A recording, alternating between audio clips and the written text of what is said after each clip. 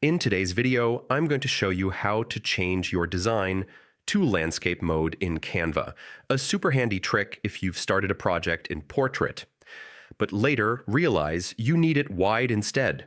Stick with me, because I'll walk you through every step, and also share a tip that'll save you from accidentally messing up your original design.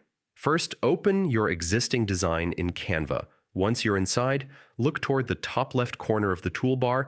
You'll see an option called Resize and Magic Switch. Go ahead and click on that. From the drop-down menu, select Custom Size. Here's where the magic happens. You'll notice two boxes, one for width and one for height. To switch your design from portrait to landscape, simply swap these numbers. For example, if your current design is 1080 by 1920 pixels, change it to 1920 by 1080.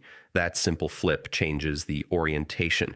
Now, Canva gives you two choices: copy and resize, which creates a duplicate design in landscape mode while keeping your original safe, or resize current design, which directly changes the one you're working on. I personally recommend using copy and resize. This way, you always have the original portrait version as a backup. Once Canva resizes your canvas, don't panic if things look a little off.